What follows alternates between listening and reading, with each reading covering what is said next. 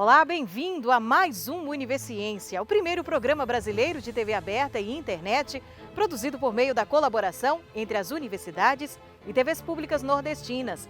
Uma oportunidade para a gente acompanhar a ciência produzida pelas universidades públicas do Nordeste. Vamos aos destaques? Pesquisadores da Universidade Estadual do Piauí estudam medicamento para tratar pacientes com Covid-19. A pele da tilápia é utilizada no tratamento de animais com ferimentos na Universidade Federal de Sergipe. E veja também, a Universidade Federal do Recôncavo da Bahia inova na criação do piso tátil.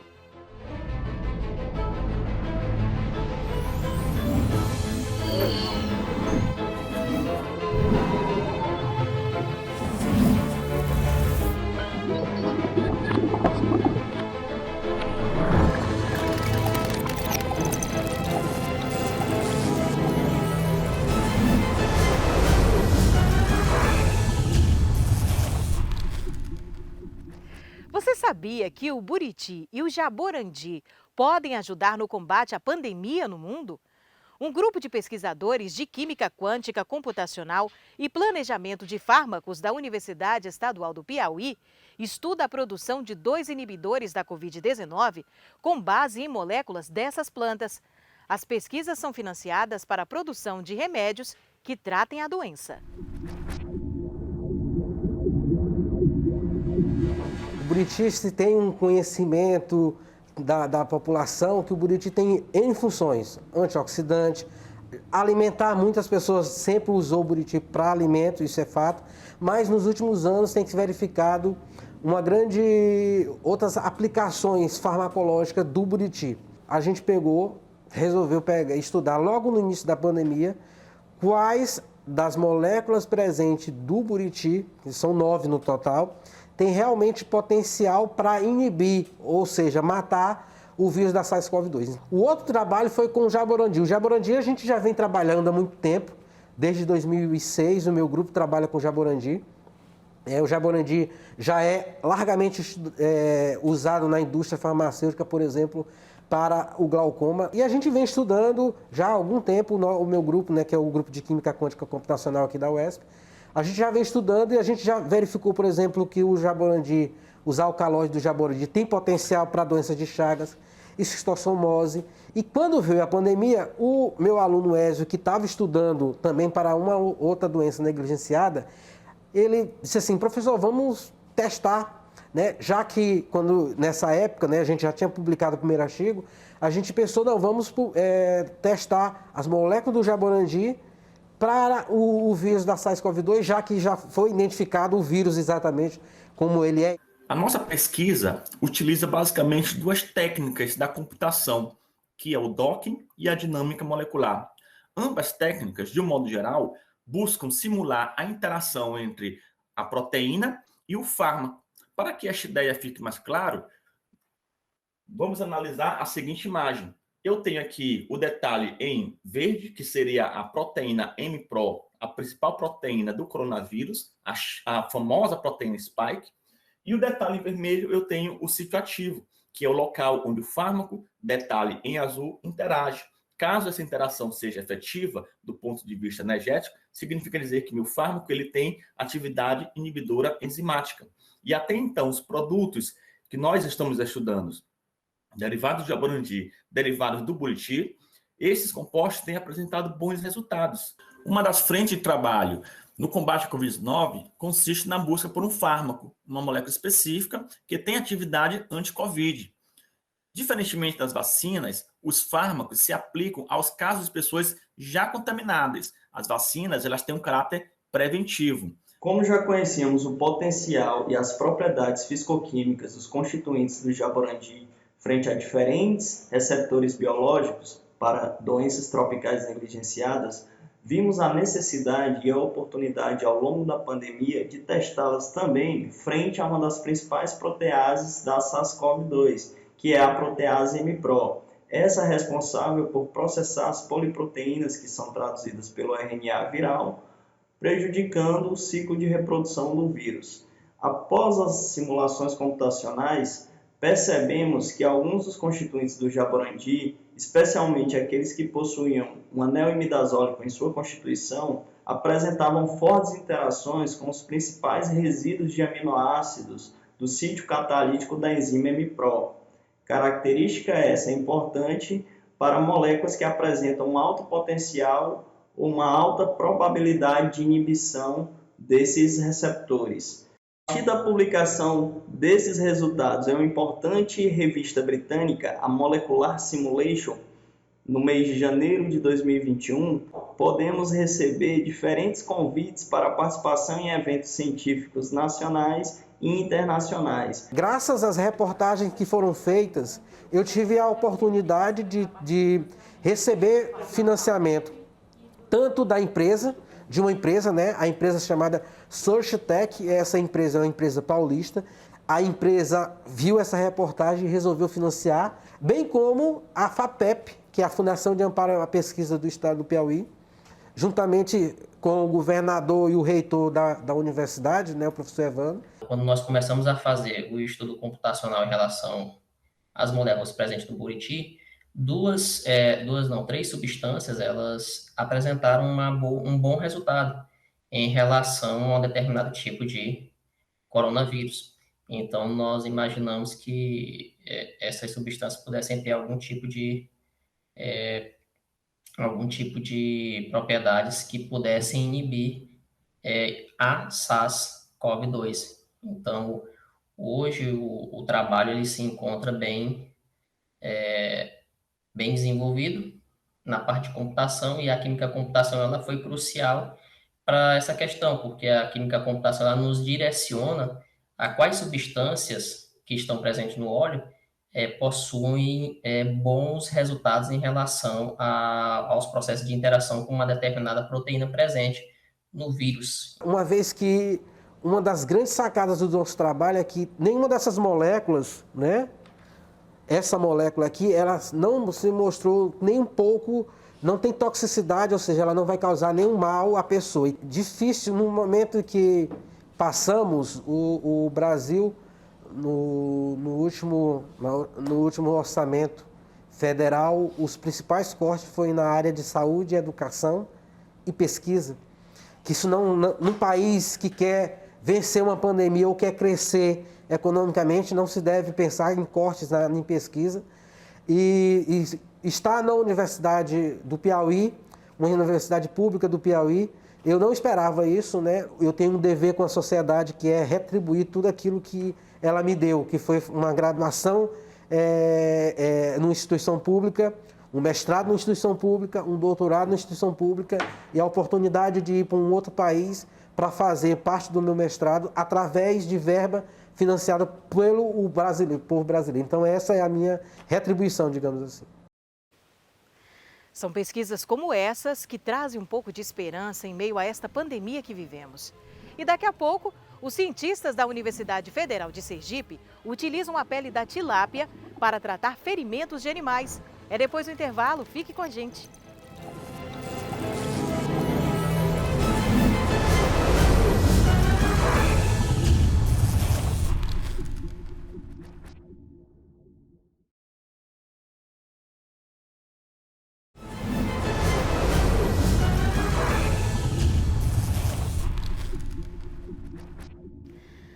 O uso da pele da tilápia já é uma realidade no tratamento de vítimas de queimaduras. A pele da tilápia age como um curativo para queimaduras de 2º e 3º graus e o seu uso acelera o processo de cicatrização, além de diminuir a dor do paciente. Mas pesquisadores da Universidade Federal de Sergipe inovam na tecnologia, passando a tratar animais que precisam de reabilitação na pele por conta de queimaduras e ferimentos diversos.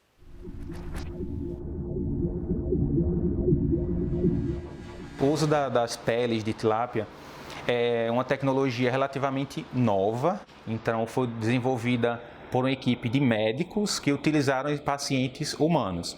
Então, como boa parte dos medicamentos, de técnicas, né, utilizadas hoje nas veterinárias vieram da medicina humana como base, então alguns estudos já começaram a utilizar essas peles na reabilitação e reconstrução de estruturas, principalmente da pele de alguns animais. Então, os primeiros experimentos, né, os primeiros casos reportados hoje surgiram lá nos Estados Unidos com ursos pardos vítimas das queimadas lá, então eles usaram como um enxerto ali, um curativo. Aqui no Brasil, lá mesmo a universidade que desenvolveu e patenteou essa técnica, né, que é lá no Ceará, eles também já estão utilizando as peles para reconstrução, né, e manutenção de feridas em equinos. Foi utilizado em um jacaré que deu entrada aqui no CAMAS e através de adema ele chegou até nós e aí nós realizamos um exame clínico completo e percebemos que ele apresentava uma lesão, na verdade uma neoformação na sua cauda e após o exame clínico nós optamos por fazer a remoção cirúrgica, né?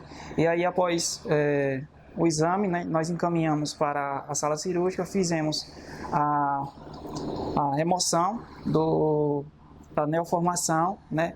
E isso a gente já tem informação do animal que ia chegar até nós. Essa é uma nova tecnologia que nós estamos utilizando aqui no CAMAS, né? Onde animais que chegam com um quadro de queimadura grande ou então que necessita realizar algum procedimento cirúrgico, né? Onde há uma remoção e uma perca de pele considerável, né? Nesses animais nós utilizamos a pele de tilápia para auxiliar na reabilitação desses animais. Desde então, outras instituições têm adotado essas técnicas para garantir a qualidade de vida, né, desses pacientes. A água é um bem de uso comum que está se esgotando por conta da má utilização e também do desperdício. E preocupados com isso, é que pesquisadores da Universidade Estadual do Sudoeste da Bahia mapearam as águas subterrâneas de Vitória da Conquista, registrando alguns poços da zona urbana e analisando a pureza desse bem tão precioso. Vamos conferir? A UESB tem sido procurada pela população com relação à água subterrânea, tanto em quantidade quanto em qualidade, de pessoas interessadas em saber onde pode haver água subterrânea. Então a gente resolveu dar uma resposta generalizada para a questão.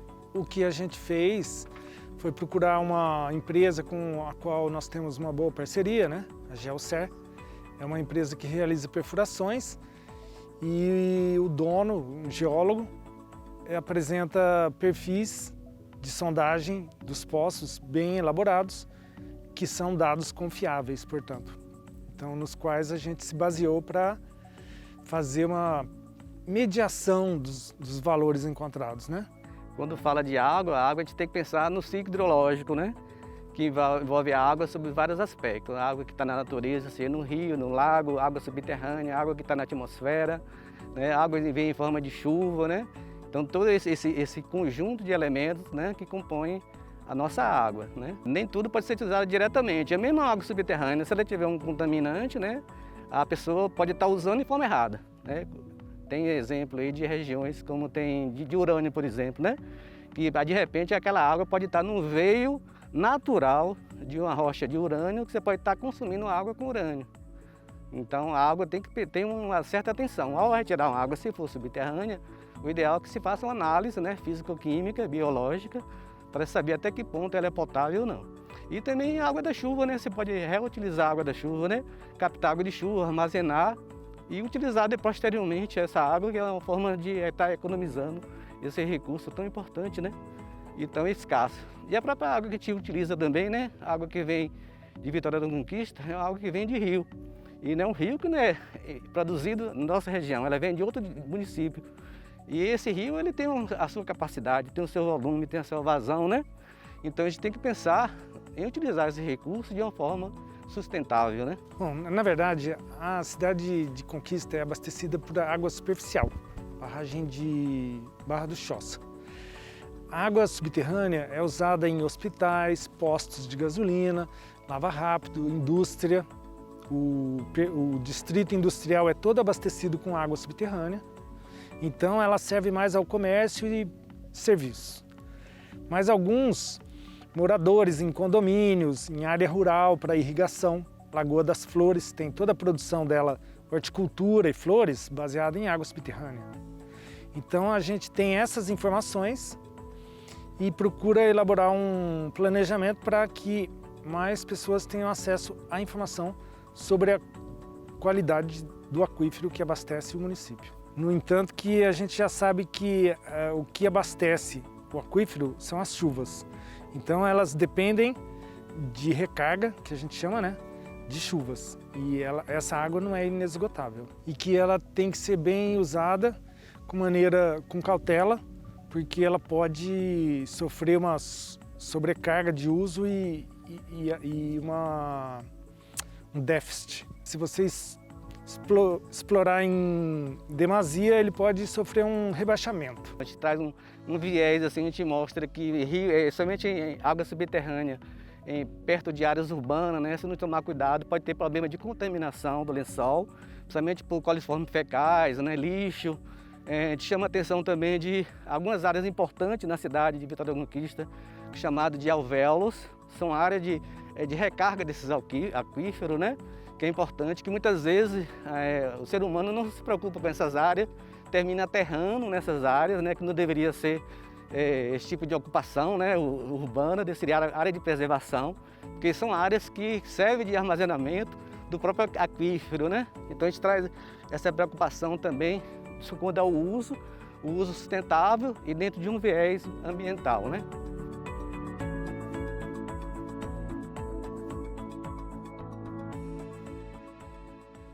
Parabéns aos nossos pesquisadores, sempre tão preocupados com o nosso bem-estar.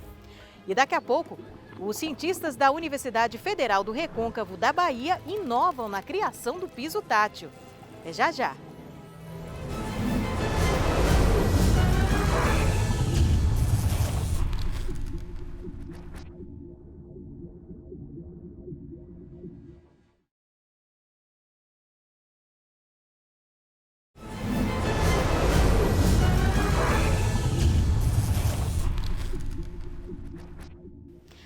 O artigo 46 do Estatuto da Pessoa com Deficiência determina que o direito ao transporte e à mobilidade da pessoa com deficiência ou com mobilidade reduzida será assegurado em igualdade de oportunidades com as demais pessoas, por meio de identificação e de eliminação de todos os obstáculos e barreiras ao acesso.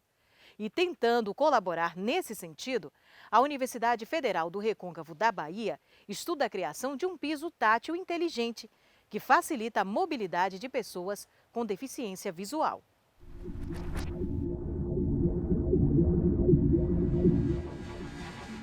Mobilidade não se trata apenas de transporte, mas também de todo um planejamento que favoreça o deslocamento para todas as pessoas. E são justamente esses os vilões para as pessoas com deficiência no país. Então, minha locomoção aqui é um pouco complicada. Aqui na minha área onde eu resido, consigo alcançar até a prefeitura. Da prefeitura em diante eu já fico completamente perdida. Já não tem nenhuma linha de referência para que eu pegue como base para me situar. Então, os passeios que são quebrados, também passeios que não são regulares, são passeio alto, baixo, passeios que estão ocupados com carro, moto, bicicleta. Tem várias coisas que eu vou encontrando no meio do caminho e isso tudo já lhe deixa um pouco amedrontada de você sair, fazer vexame, se bater nas coisas, e enfim. João Neto, engenheiro da computação e professor da Universidade Federal do Recôncavo da Bahia, explica sobre sua pesquisa de doutorado direcionada para cidades inteligentes inclusivas. E durante a condução da minha pesquisa, eu observei que todas as soluções tecnológicas para cidades inteligentes não contemplavam pessoas com deficiência. Então, foi aí que eu tive a ideia de propor, desenvolver algumas ferramentas para cidades inteligentes inclusivas, que são tecnologias urbanas que buscam ampliar, aumentar a autonomia e independência de pessoas com deficiência no espaço urbano, em cidades. Entre várias ações que nós estamos desenvolvendo, tem a ação do piso tátil inteligente. Já o estudante Adenilton Moraes explica o desenvolvimento da pesquisa e o funcionamento do protótipo com o celular. Ela essa pesquisa ela pode ser ampliada também, porque pode ser, a gente já está estudando formas de ver como levar isso para fora do piso tátil, para abranger outras pessoas também, outro tipo de público. O protótipo, ele é acoplado, é um dispositivo vestível, que ele é acoplado no pé, coloca no sapato, e ele tem a comunicação com o celular. Conectado. Local atual. UFRB Pavilhão 1. E através de etiquetas instaladas no piso tátil, ele consegue ler aquela etiqueta, identifica aquela etiqueta referente ao local, ele vai informar em qual ambiente ele se encontra. Local atual, corredor cantina recepção. Caso a pessoa queira, não conhece o local, queira saber onde está o banheiro, onde está uma sala, onde está a recepção e queira chegar até esse local, ele pode adicionar através do aplicativo, que vai se comunicar com o dispositivo, e o aplicativo vai informar a direção até chegar a esse local. Banheiro masculino. Local atual, entrada. Siga em frente. E se ali também tiver alguma coisa, algum alerta, alguma coisa que ali não pode ser acessado, também informa. Local atual, corredor, salas, banheiros. Vire à direita. O aplicativo ele está em formato áudio e texto, porque tanto é para pessoas com deficiência visual cegas de cegueira total ou as pessoas de baixa visão. Local atual, corredor, salas, banheiros. Siga em frente. Ele dá completamente autonomia para que você se localize de forma segura, porque até onde eu vi, em nenhum momento ele foi falho na informação. Então, se de fato esse aplicativo ele vai nos trazer segurança, então a gente vai determinar que vai ter um deslocamento mais seguro, com a certeza que você vai conseguir chegar em determinado local, com a consciência que o aplicativo está te conduzindo de forma segura. A partir do momento que se traz esses tipos de aplicativo para o conhecimento, principalmente, né, dos setores que são responsáveis por essas áreas, né? Então, acho que a partir do momento que ele tem um conhecimento, que já foi feito o teste, que deu certo, e eles vão ter uma noção que o aplicativo é de funcionamento realmente, e isso tudo vai trazer mais liberdade para que a gente possa ir e vir com mais segurança. Bom, a origem disso tudo, para mim, nós precisamos popularizar a acessibilidade. E eu tenho defendido isso como se fosse assim uma seita mesmo. Nós temos que olhar ao redor e observar, olha, o que nós temos ao nosso dispor é adaptado a pessoas com deficiência? O nosso celular é adaptado? Então vamos colocar esses recursos todos a serviço das pessoas com deficiência também. E exercitar isso de maneira radical. E imaginar que todos nós, em algum momento da nossa vida, nós teremos as nossas habilidades limitadas. E tornar isso como sendo um preceito assim, de uma seita, que é tornar tudo que está ao nosso redor ajustado para todo mundo. Mais um exemplo de pesquisa nordestina melhorando nossa qualidade de vida. Por hoje é só, mas voltamos na próxima semana com mais um Universiência. Muito obrigada pela companhia e até lá!